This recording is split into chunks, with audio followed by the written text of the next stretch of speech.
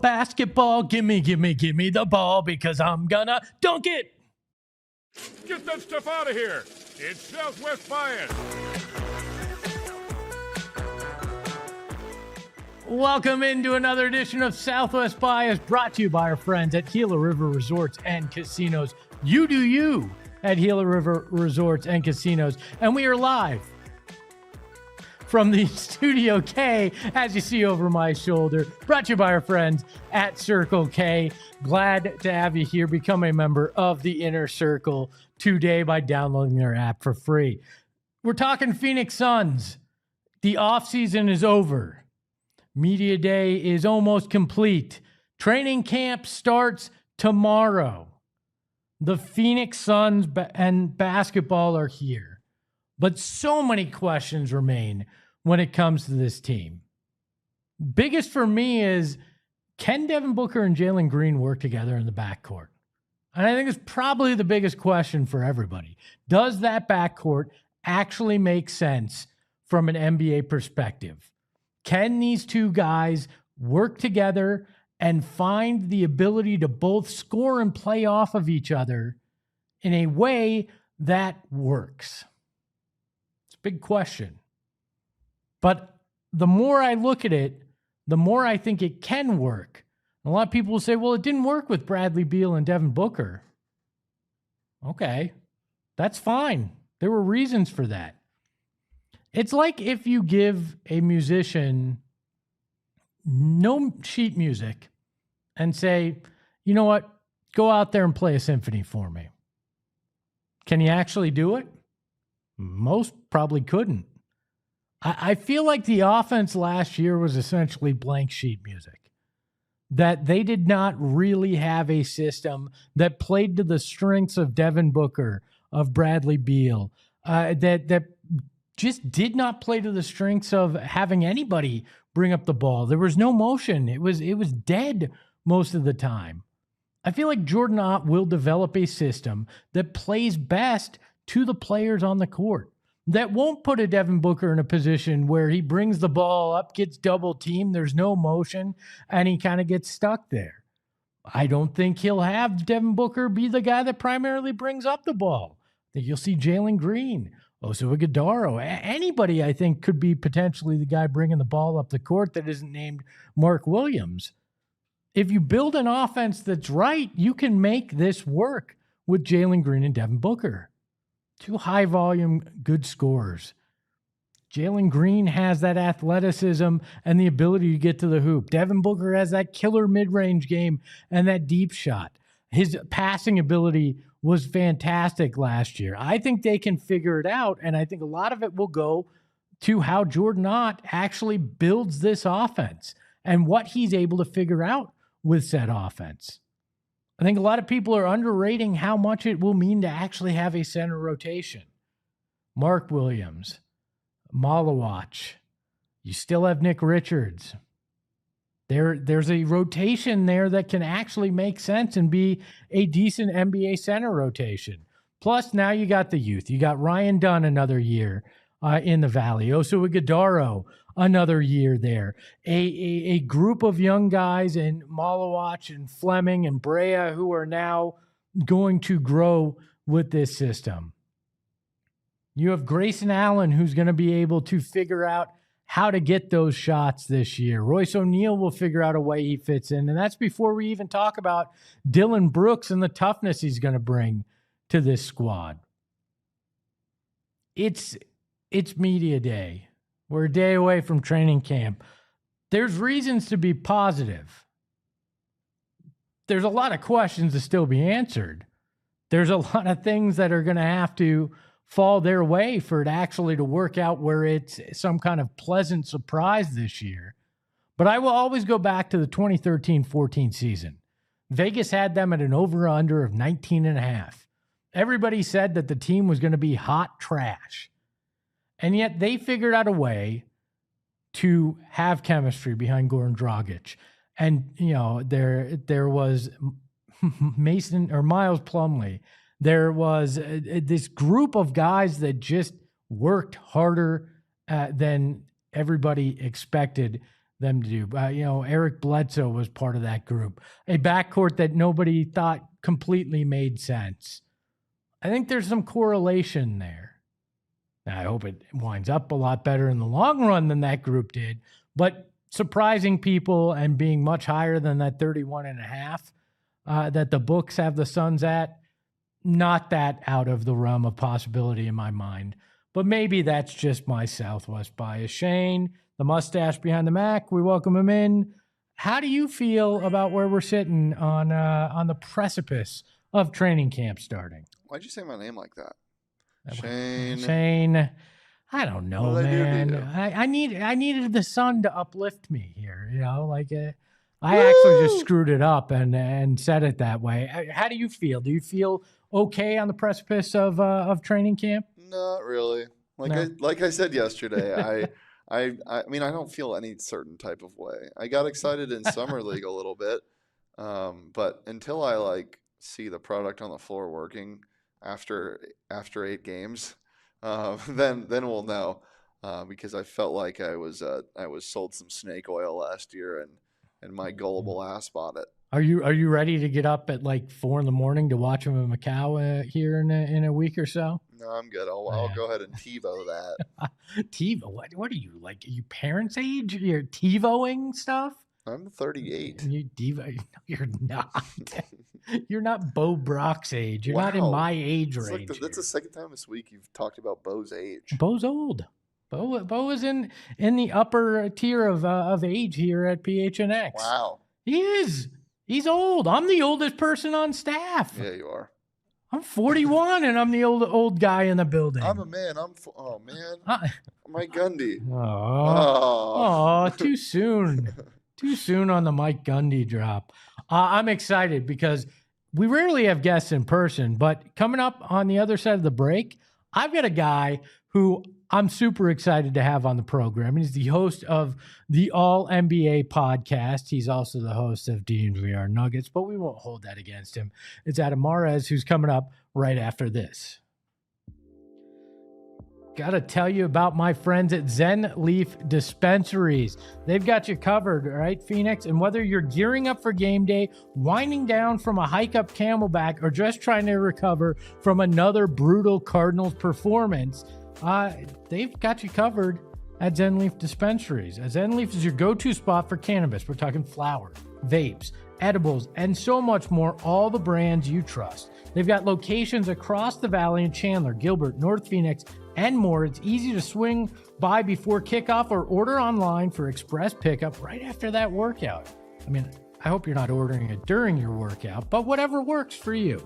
And check this out. For a limited time only, you can use that promo code ZENPHNX. It's ZENPHNX. You're going to get 50% off. That's right, 50% off just for watching the program. You can use it just once. So make sure to stock up on anything you could need with this amazing discount. Whether you're been around the block or trying something for the first time, Zen Leaf and their crew will take care of you and leave you with exactly what fits your needs. So next time you're pre-gaming, post-gaming, or just need to chill after a rough fantasy week, head to their website in the link in our description below, or visit any of their 8 Valley locations to find your Zen. And don't forget, for a limited time only, using that promo code ZENPHNX, you're going to get 50% off your one-time order. Zen Leaf, great weed, great service every time. And our friends at Circle K, right? Sometimes you get the munchies, not because of anything else I've talked about, just sometimes you get the munchies. And you know what? Circle K is the place that you can take care of those munchies, but also you can get great discounts on your gas. Become a member of the Inner Circle. You're going to save 25 cents off per gallon on your first 5 Phillips. Then after that, you're going to get 3 cents off per gallon. And then you're going to hit the ESPO level. Yeah, you too can be like me. And you're going to get 5 cents off per per gallon. Plus, I stop every morning to get my Coke Zero. They got great deals on that right now. You can buy 2, get 1 for free. I do that every morning. Plus, 79-cent Polar Pops, 99-cent Frosters, and so much more. So become a member of the Inner Circle today by downloading the Circle K app. Terms and conditions apply at participating locations. And I threatened it before the break. We're welcoming in our friend from the All NBA podcast and DNVR Nuggets. It's Adam Mahrez. He's going to slide in here as we have our awkward setup here, and he's like huge. He's tall. Slide the mic over. Get close. We'll be close. Grab your mic. There we go. Look at that. First time on a set. It is. I mean, it's your first time on a professional set. We don't know what we call that up in Denver. Look, Adam, why does the national media hate the Phoenix Suns right now? Because they're terrible. What do you mean? Why do you think they're terrible? I really want to get into this. Yeah, no, they're not terrible. I'm cautiously optimistic with training camp starting. Yeah. I understand why there's hesitancy from others around the league, but for me, I'm of the thought that they actually could surprise if things work out well enough. That they could not be a contender. No, of course. Maybe be in the play-in picture. Yeah. But why do you think things look so bleak from the outside? I'm too close to it to understand. Well, I actually don't think you're too close. I think you have it right. I was joking when I came in here and said they're terrible because I'm with you. I mean, here's the thing. You have 2 good, maybe 3 good areas you can be as a fan. You're in the contender zone, which is great but miserable, as you know, because it's like it's a zero-sum game. You either get it done or you don't. You're on the doorstep, you're kind of you're climbing, or you're in a spot where there's intrigue and there's storylines. I think the Suns this season to me is more interesting than last year because last year I thought they were good enough to not be great enough. And now they are at a reset of sorts. And while I agree with you that I don't think that they're going to be contenders this year, I also agree with you that I think that they could surprise. But more than anything, I think they could be fun and entertaining. And Devin Booker's in his prime. He's in his absolute prime now, like entering the absolute apex of his prime. And he's been through enough things, ups and downs, ebbs and flows, that I actually think he's more prepared for this moment than he has been in any of the previous years. So to me, the Suns might not be as good as they were last year, but I think they're going to be more interesting. Oh, I mean, it would be tough not to be. I mean, that was a miserable season. There was nothing interesting. They didn't even look like that they wanted to be out there and playing basketball. So it was tough, being on the other side of things to even want to watch that. I mean, I joked if I wasn't paid to do it, I probably wouldn't have. And I know a lot of fans that didn't as well. When you look at the backcourt, we were talking about this to open the show, Jalen Green and Devin Booker. How do you think that can work? I think it is predicated on the offensive system you build. A lot of people are hesitant because they said, well, it didn't work with Devin Booker and Bradley Beal. And my argument is there was no real system. But with Jordan Ott coming in and supposedly being one of those minds that is constantly thinking and trying to tinker with things, I feel this could be very system predicated. Sure, it could be system predicated, but I would say more than anything, it's regular season predicated because you're not going to win a championship with that backcourt, in my opinion. It's going to be really difficult, but you can win a lot of games on Tuesday, Wednesday, Thursday, and October, November, December because those are 2 of the most difficult to cover guards in the NBA. I'm not the biggest Jalen Green fan. The guy's a tough cover, and he is. So you have the Devin Booker factor, which we all know what he can do. I think this is a return to him getting to be the top dog, and he was a better player than he has shown in the last 2 seasons, and now he gets to go back to being that. But Jalen Green, to me, is a guy, I'm not a believer in him and in his upside. I'm skeptical. Why are you skeptical, though? Not because of his talent, because I think his talent is unbelievable. It's players that have to understand how to leverage that talent and when to and when not to. It's all of the little details about reading the game, knowing the subtle details. He can get you buckets. He can get them at volume. He can have these explosive games. The question is, can he put together the things that make that consistent, efficient, and also understand when to use them and when not to? And I think Anthony Edwards is one of my favorite examples of this recently. You saw 2-3 years ago that guy was a superstar. He was going to be it. He has to now learn how to think the game, when to use his spots. Some part about being a great player, you're drawing and bending the court, not to score, but you're doing it because this is what's required, and it's going to set the table for what's for the rest of the team to score. Jalen Green's a guy that doesn't know how to do that. He knows how to score. But he's at a moment now when he gets to be a little bit more of a scorer than he was in Houston, but also is now, to be effective, he has to be a guy that understands how to bend the defense to open everything up for everyone else. So he's in the moment now where I think what he has to do, he is in position where it's going to be required, but he's also going to get the reward as much as ever because he's going to be a second option. I am skeptical that he will do it. I think he's going to try to score too much, but it'll be interesting to see if a new coach and this new team kind of brings out the best of both of those aspects, the scoring and the sort of court leadership that's required of that position.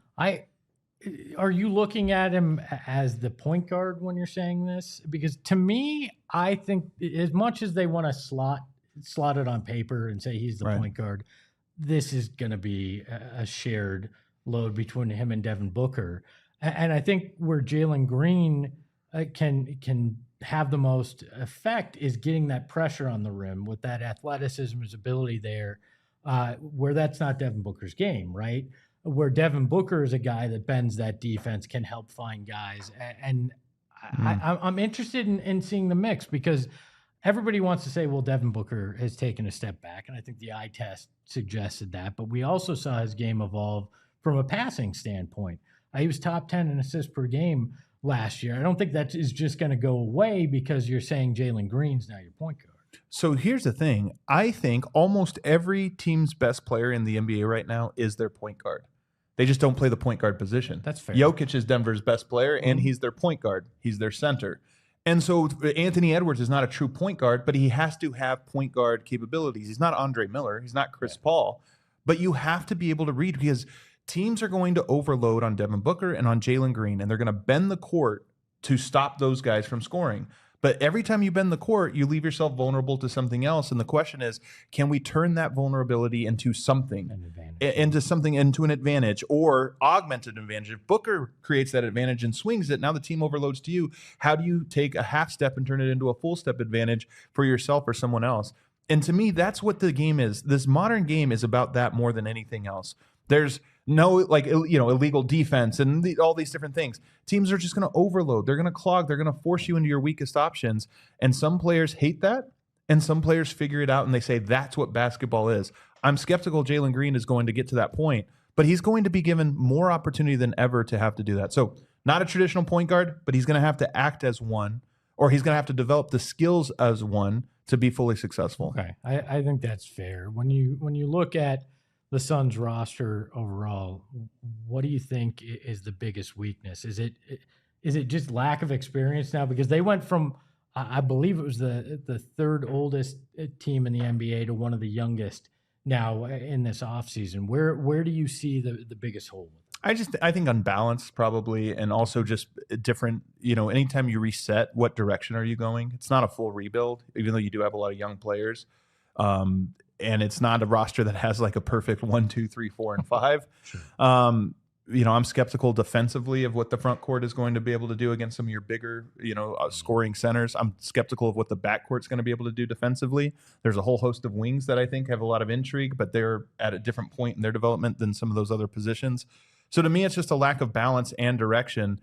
And that's why I think this year will have a lot of ups and downs. My prediction for the Suns this year is they're going to upset some teams in big profile games, and maybe even have string some games together where it's like, oh, they just beat the Nuggets, they beat the Wolves, like, oh, here it goes. And they're going to drop to the Wizards a couple times. And that's a team that's unbalanced and doesn't know who they are. But rookie head coach trying to create that culture where you have guys that are all different directions, that's one of the hardest things you can do. But Devin Booker, to me, this is why he has such an interesting season. I think he's become a more well-rounded player. I agree with you. His passing is not going to go away even if he tries to score more. But the leadership now, this is the point where you've been on a team that was a championship contender and you were kind of the main guy, and then you were with Kevin Durant and things kind of go sideways, some ups and some downs. Now you take all of those lessons and you apply it to this team that's a little bit of chaos and unbalance. And it's like, it's like his PhD exam. This is going to be in leadership. This will be a big test for him. Yeah, it does kind of feel like all those experiences that he has had since he entered the league kind of are coming crashing together now in the first true test where he is that leader. He's not just the high volume scorer. He's not. He's the vet in a lot of ways in this locker room. He's the focal point, and he has to be the leader now. Where I think he deferred naturally to Chris Paul and to Kevin Durant, just because of who they were. Now this is him. He's got guys like Jalen Green, Kobe Bryant, these guys that in some ways grew up watching him, you know, and now he's got to take that. That's going to be fascinating to me. But hold up, because you almost, I say, because I am looking at it obviously from the outside and watching him, I think he has a lot of this maturity to him, but you almost seemed more hesitant that you were like certain he's going to be able to step into that role. Well, I mean, I think there's always hesitancy because when you haven't seen it yet, you know, you wonder that. I've said this on multiple occasions, having been there his rookie year with the team. He was one of the most mature 18-year-olds I've ever encountered, not just in basketball, just in life. He came in with a very mature way about him, but leadership is one of those things that it a lot of times thrust upon you. It's not necessarily that it just naturally happens. Some people naturally have it, but I think this is the moment where it is very much being thrust upon him. And can he take those lessons that he learned from a Chris Paul, from those things that he saw when things were bad, and can he turn that into an effective way to lead on and off the court? And that's a big question mark for me. I think he can, but I need to see it, right? To me, that's success, because I think Devin Booker is unbelievable as a talent. He has like every talent you need for your shooting guard. Even, and I know people find this a little crazy, even his defense, to me, for a number one guy, it's like, hey, he can do it. And he's been willing to sacrifice and do those things. This season is not a gap year. It's not an in-between year. If it's going to be a success, it has to be year one of this phase of his career. And that's why leadership becomes important. The passing, but also upping the scoring becomes important. The culture setting becomes important. And that's why it can go south, because you'll notice, come December, come January, you'll see if like you're starting to arrive at something of form and function for this team. But if you do see it, if you do hit those marks, there's a clarity to Devin Booker is now ready. How old is he? 27? 28? 28. Yeah. 28. It's not too late, but it will be if this year goes wasted. Yeah. This has to be year one of this phase of the Phoenix Suns. Yeah, this is the tone setter year, 100%. Do you believe that you can retool and not rebuild like they're trying to do? They seem like they're trying to ride two horses with one ass right now in some ways. I haven't heard that one before, but it does feel like that in some ways. Here's the thing, that's where this year is a gap year, because I don't think this roster makes a ton of sense, but it doesn't matter, because in this new CBA, there is a lot of turnover. There is a lot of teams that I don't think people are making 5-year plans. They're making 2 or 3 year plans, and that's the most you can do. This team doesn't have even a 3-year plan that I understand. But it doesn't matter. Culture is most important. You have to set that and establish that. Figure out who your guys are and what your team identity is. And then you can move forward into an offseason that will certainly be a busy one, because that's just the nature of the NBA. There's always an opportunity around the corner. All right. I am willing to do something here that I don't think we ever thought would come to fruition. And I hope you at home are okay with this as well. I am willing to bury the hatchet and kill the Suns Nuggets rivalry for good. No. If you are. Nope. Shane does not want this, but Shane just is the mustache behind the Mac. Oh, am I? I'm the power behind the desk. Then we'll explain this, Espo. He is. The overlord of the sun. Look at that. I'm willing to on one condition. Okay. All right. You have to take good care of my guy, Cam Johnson. Yeah. If you guys do him dirty, it starts back up. That is, if you There's no chance. There's no chance we're going to do him dirty. We'll treat him incredibly well. It's funny because the Nuggets-Suns rivalry was really just 2 series, and they weren't real. That first one, Denver was just so banged up, and the Suns were phenomenal.